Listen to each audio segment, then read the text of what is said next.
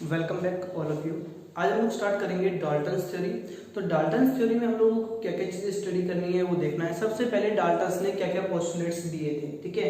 उसके बाद आएगी डाल्टन्स की कुछ लिमिटेशंस, और जब लिमिटेशंस बनेगी तो डेफिनेटली उसके अंदर इंप्रूवमेंट होगा। मतलब क्या आएगी, मॉडिफाइड डाल्टन्स थ्योरी। तो सबसे पहले हम लोग बात कर रहे हैं कि डाल्टन्स की थ्योरी क्या थी। डाल्टन्स की थ्योरी किसके ऊपर बेस्ड थी? Generally law of chemical combination के ऊपर बेस्ड थी। एलिमेंट मॉलिक्यूल्स के बारे में आप लोगों ने स्टडी किया, उसका भी एनवायरनमेंट था काफी। तो देखिए सबसे पहले डाल्टन्स थ्योरी में क्या क्या पोस्टुलेट हम लोग डील करेंगे। सबसे पहला पोस्टुलेट देखिए यहाँ पर, matter is made up of extremely small individual particle. जो स्मॉल इंडिविजुअल पार्टिकल है, atom is not further divided into the smaller one. तो ये फर्स्ट अपने एविडेंस में या अपने फर्स्ट पोस्टुलेट में डाली गई है। Matter is made up of small individual particle called atom. Matter किससे बना होता है? स्मॉल इंडिविजुअल पार्टिकल से, ठीक है। उसको हम लोग क्या बोलते हैं? एटम बोलते हैं। सेकेंड पॉइंट हमारे पास क्या आ रहा है? Atom of same element are identical in all respect, size, shape and mass. देखो बेटा क्या कहा गया है यहाँ पर, हमारे पास हाइड्रोजन है मान लो, ठीक है, और ये भी हमारे पास मान लो क्या है, हाइड्रोजन है। दोनों के दोनों अगर हाइड्रोजन है तो इसको पोस्टुलेट को देखो एक बार, atom of same element, same element के जो एटम है are identical in all respect, सभी रिस्पेक्ट में आइडेंटिकल होंगे, चाहे वो साइज हो, चाहे शेप हो, चाहे उसकी क्या हो, मास हो, ठीक है। नेक्स्ट बात आती है हमारे पास, atom of different element have different mass. Hydrogen और क्लोरीन का मास सेम होता है? नहीं होता ना। साइज सेम होता है? नहीं होता। क्या उसकी आपके पास डिफरेंट केमिकल प्रॉपर्टीज होती है कि नहीं होती? डेफिनेटली होती है। हाइड्रोजन अलग एक्टिविटी शो करेगा और क्लोरीन अलग एक्टिविटी शो करेगा। देखो नेक्स्ट क्या हमारे पास, एटम ऑफ सेम और different element combine together to form compound atom. सीधी सी बात है कि अगर कोई भी एटम जो सेम हो, जैसे मान लो हाइड्रोजन और हाइड्रोजन, क्या बन गया? H2, ठीक है। अब मैं बात कर लूं यहाँ पर, मान लो हाइड्रोजन और एक एटम ले लेते हैं सिंपल सा, जैसे मान लो मैंने यहाँ पे एल्युमिनियम ले लिया और यहाँ पर क्लोरीन कंपोनेंट ले लिया, मान लो AlCl3 बन गया। तो अब यहाँ देख रहे हो कि भाई हम इसको बैलेंस कर लेंगे, नो प्रॉब्लम। हाइड्रो जो एटम है वो सेम हो, चाहे एटम क्या हो, डिफरेंट हो, तो बनेगा क्या? मॉलिक्यूल। मॉलिक्यूल दो तरह से क्लासिफाई करते हैं हम, एक एलिमेंट मॉलिक्यूल होते हैं और वो कंपाउंड भी क्या होते हैं हमारे पास, मॉलिक्यूल्स होते हैं। तो देखिए सबसे पहले हम लोग बात कर रहे हैं, वो हमारे पास पोस्टुलेट हो चुके हैं 4। फिफ्थ पोस्टुलेट हम लोग देखते हैं, when atom combine with one another to form compound atom they do so in whole number ratio. जब एटम्स कंबाइन होंगे एक दूसरे के साथ तो एक सिंपल होल नंबर रेशियो रखेंगे। जैसे सिंपली बात कर ले भाई, CO2 है तो 1 इसका और 2 इसका, तो 1:2। और मान लो हमारे पास CH4 है, मीथेन है, तो 1:4 में कंबाइन हुआ है, ठीक है। इस तरह से क्या रखेंगे? Simple whole number ratio.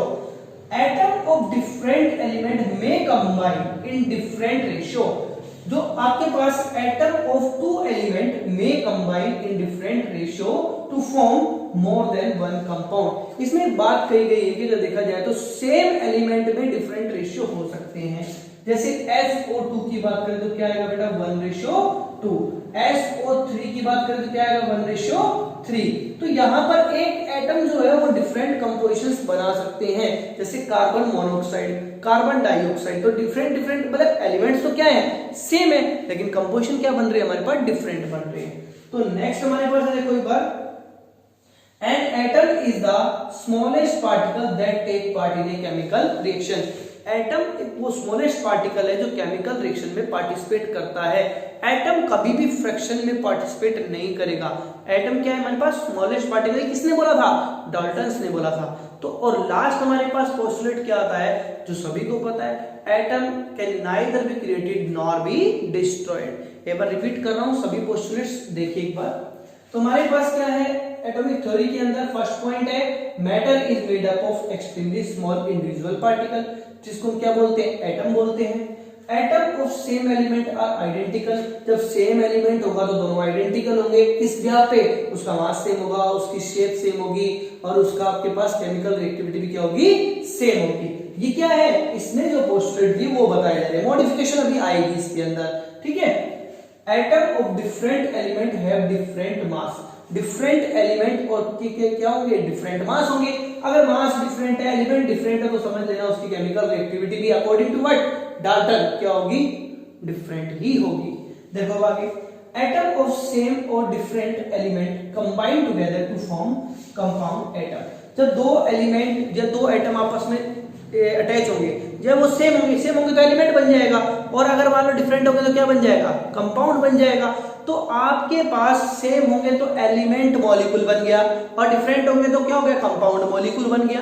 समझ में आ रही बात। नेक्स्ट देखो, एटम ऑफ टू एलिमेंट में कंबाइन इन डिफरेंट रेशियो।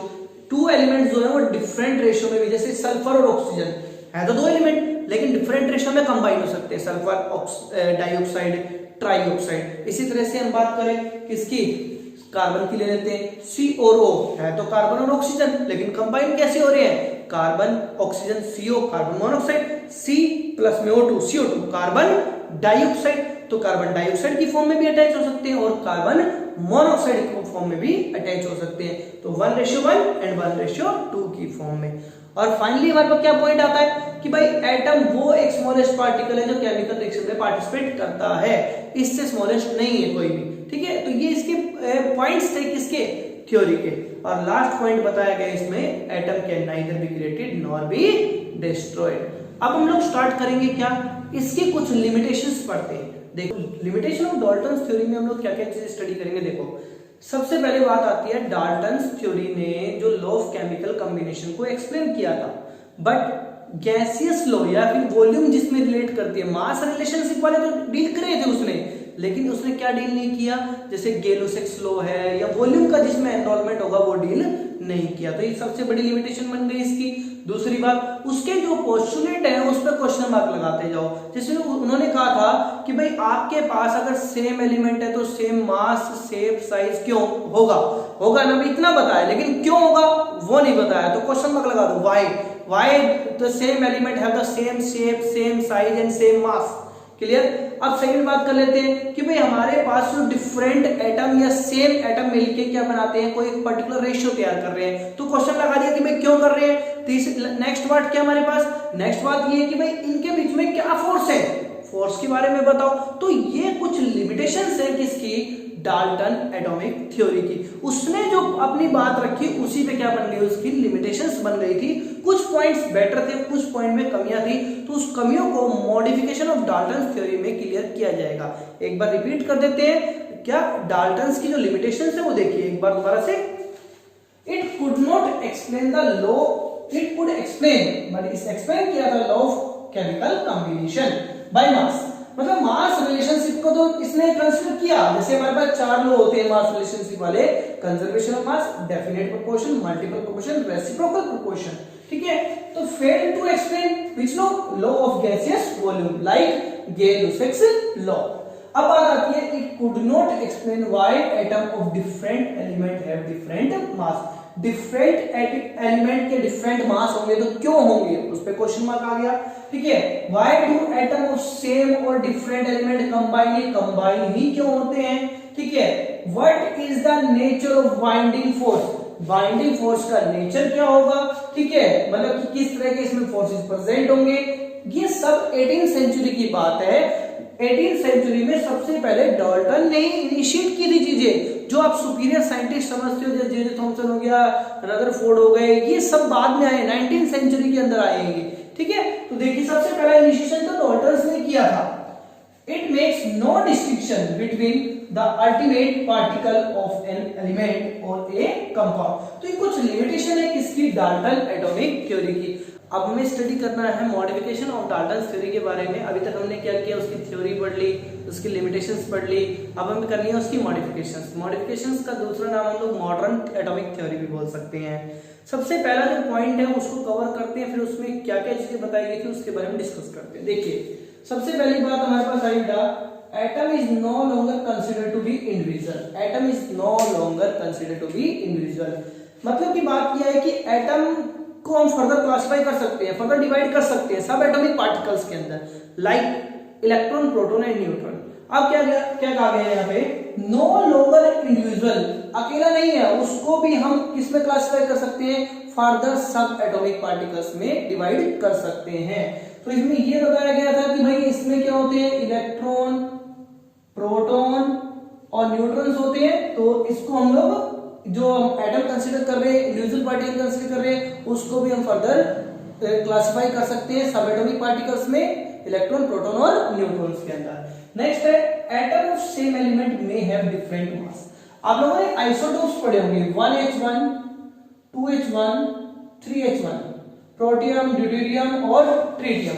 क्या देखो इनके मास क्या है, तीनों के डिफरेंट है ना, एलिमेंट क्या है, सेम। उस थ्योरी में क्या कहा गया था कि अगर एलिमेंट सेम होंगे तो मास भी क्या होंगे, सेम होंगे। बट यहां तो डिफरेंट है ना, तो यही क्या है, मॉडिफिकेशन है इसकी, डाल्टन एटॉमिक थ्योरी की। तो यहां पर हम बात करेंगे जो भी आइसोटोपिक फॉर्म बनाते हैं, जैसे क्लोरीन बनाता है 35 का आइसोटोप और एक 37 का आइसोटोप। तो 37 क्लोरीन और एक होता है 35 क्लोरीन। दोनों के एटॉमिक मास क्या है, डिफरेंट है ना। अगर दोनों के एटॉमिक मास डिफरेंट है तो ये समझ लेना यहाँ पर एटम जो क्या है वो सेम है, बट एटॉमिक मास क्या हो गए, डिफरेंट। तो ये पॉइंट भी आई थिंक आपको क्लियर होगा।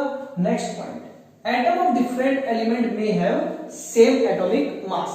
सेम एटॉमिक मास की अगर मैं बात करूं तो यहाँ पर देखो, जैसे 40 आर्गन होता है और 40 क्या होता है, कैल्शियम होता है। अब देखो आर्गन और कैल्शियम का दोनों का एटॉमिक मास क्या है, सेम है, बट एलिमेंट क्या है, डिफरेंट है। तो हमारी थ्योरी जो डाल्टन थ्योरी थी उसमें ये बात नहीं कही थी, उसमें तो ये कहा था कि भाई अगर मास से जो एलिमेंट सेम होंगे तो ही मास सेम होगा ना। बट यहाँ पर तो एलिमेंट डिफरेंट है लेकिन मास भी क्या है, सेम। तो जब मास सेम हो जाता है तो उसको हम क्या बोलते हैं, आइसोबार। क्या बोलते हैं, आइसोबार। और जब एटॉमिक नंबर सेम हो जाता है और मास नंबर डिफरेंट हो जाता है तो उसको बोलते हैं आइसोटॉप। ठीक है, देखो आगे, तो ये आइसोबार वाली फॉर्म में आता है और ये आइसोटॉप्स के अंदर होगा। ठीक है, next, the ratio in which the different atom combine with one another may be fix integral but may not always be simple whole number. भाई मान लिया कि भाई CO2 एक सिंपल होल नंबर रेशियो में है, ऐसा जरूरी थोड़ा है कि हर कंपाउंड में सिंपल होल नंबर ही होगा। भाई जैसे हम C12H22O11 है, ये सुक्रोज का फॉर्मूला है, किसका है, सुक्रोज का। तो हमने इसका रेशियो निकाला, क्या आया, कि रेशियो आया। ये सिंपल नहीं है, ये इंटीग्रल मल्टीपल है। ठीक है, तो यहां पर आप देख रहे हो कि ये बात बिल्कुल करेक्ट है, मे not always be simple, that may be in this form. तो ये भी तो कंपाउंड है, ये भी तो एग्जिस्ट करता है, इसलिए यहां पर ये बात करेक्ट की गई है और डाल्टन एटॉमिक थ्योरी को मॉडिफाई किया गया है। नेक्स्ट है, atom is smallest particle that take part in a chemical reaction. ये बात आपकी बिल्कुल सही है कि भाई हम लोग सोचते हैं कि भाई atom is no longer individual. भाई माना इलेक्ट्रॉन, प्रोटॉन, न्यूट्रॉन होते हैं, लेकिन फिर भी केमिकल रिएक्शन में कौन पार्टिसिपेट करेगा, एटम ही पार्टिसिपेट करेगा। ठीक है, नेक्स्ट है हमारे पास, एटम इज नो लॉन्गर इंडेक्सेबल। तो इसको फर्दर हम लोग क्या करेंगे, जैसे न्यूक्लियर रिएक्शन चलती है, जैसे किसी की बम्बार्डमेंट हुई तो बड़ा पार्टिकल उसमें चेंज हो जाएगा स्मॉलर पार्टिकल में, अल्फा पार्टिकल्स की बम्बार्डमेंट हुई, बीटा पार्टिकल्स का अटैचमेंट हुआ, कुछ भी हो सकता है, जैसे यूरेनियम क्रिप्टॉन में ब्रेक हो जाता है। तो यहाँ पर जो क्या है कि ये इंडेक्सेबल चल रहा है कि भाई वहां पर पार्टिकल्स क्या हो रहे हैं, टूट रहे हैं। ठीक है, तो डिस्ट्रक्ट हो रहे हैं ना पार्टिकल कंटिन्यूअसली, तो नो लॉन्गर इंडेक्सेबल मतलब कि ये फर्दर क्लासिफाई, फर्दर डिवाइड होगा। समझ में आ गई बात। कुछ न्यूक्लियर रिएक्शंस के अंदर हम लोग ये बातें कर सकते हैं। तो लास्ट पॉइंट जो है वो न्यूक्लियर केमिस्ट्री से जुड़ा हुआ है और इसमें क्या होगा, फर्दर डिवाइडेशन होगा किसका, पार्टिकल्स का। Thank you all of you for today class.